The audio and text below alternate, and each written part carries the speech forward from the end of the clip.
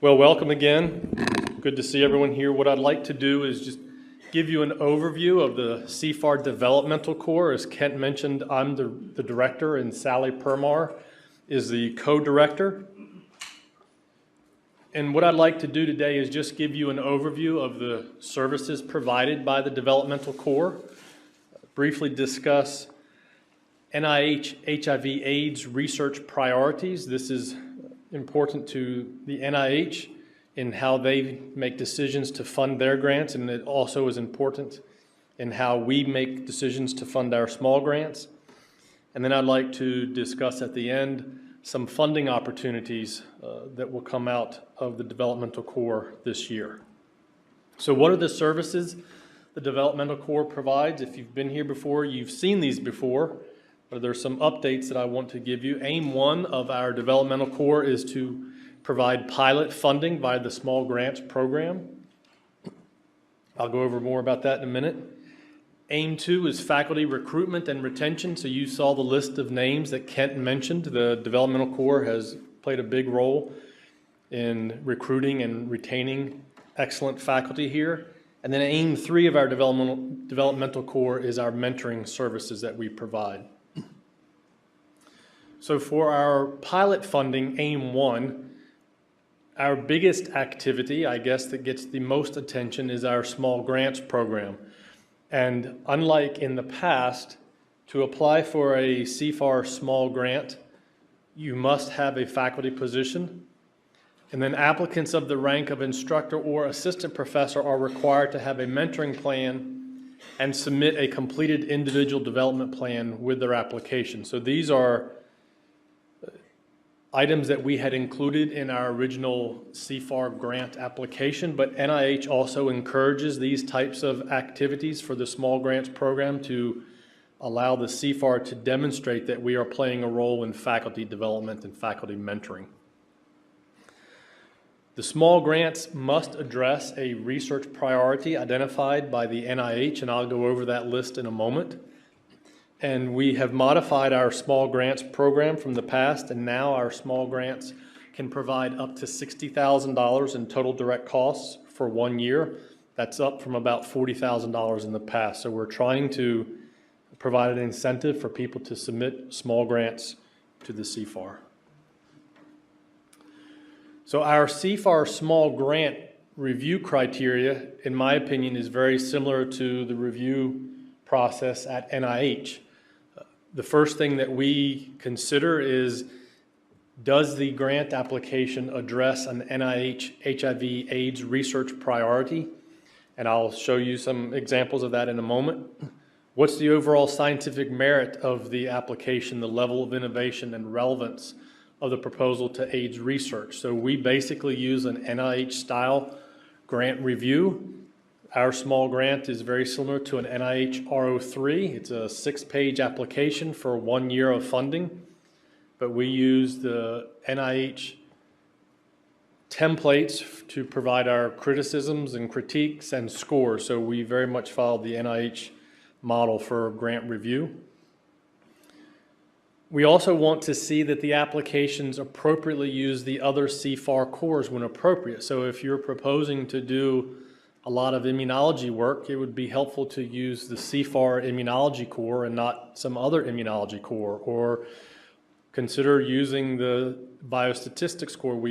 We actually require that all applicants have a letter of support from our biostatistics core to demonstrate that they have sought appropriate statistical guidance. Junior faculty investigators who have not yet acquired R01 type AIDS research funding will be given priority in our small grant program. And potential for generating independent funding. This goes back to what Kent was mentioning and the example of Laurent. You know, we are expected and required by the NIH to demonstrate how our small grant investment leads to a return for Duke. And that's something that we are judged by. So we have to fund the best small grants we get, and part of our evaluation is, do we feel that they have a chance for future independent funding? And Laurent has definitely demonstrated that ability. So that's part of our evaluation. I won't go through the rest of these, but if you have any questions about our small grant review criteria, please let me know.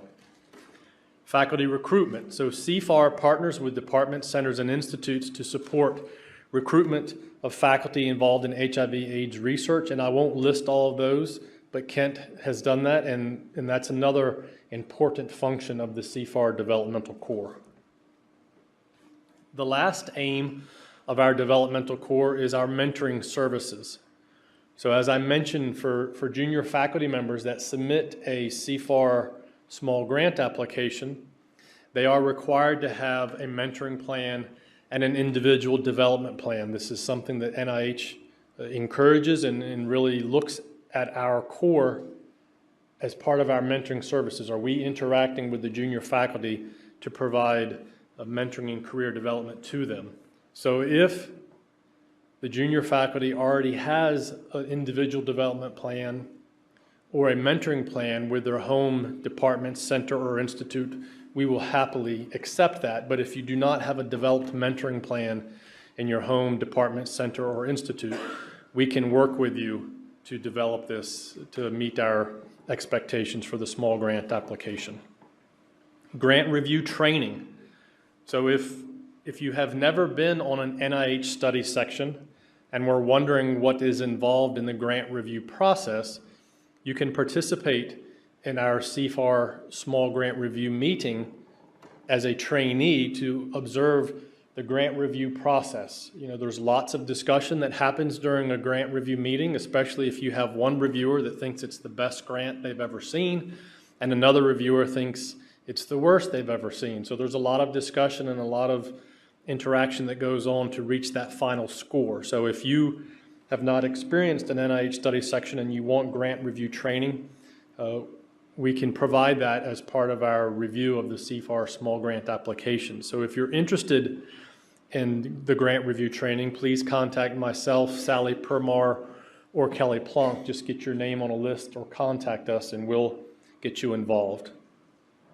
We also provide grant pre-submission review. So over the past year, the developmental core, I believe, has reviewed at least 3 R01 level applications. So as long as you give us enough time, when you contact me, you can send me your grant application, and I or Sally or others that we can recruit to do a pre-submission review, we will review it and give you written comments and critiques that you can use as you wish to revise your proposal prior to submission.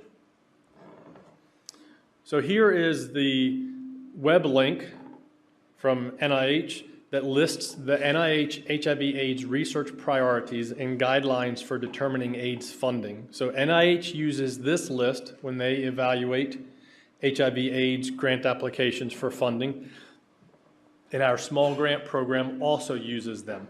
So I'm not going to read through all of these, but this is a list of the high priority topics of research for support using AIDS designated funds.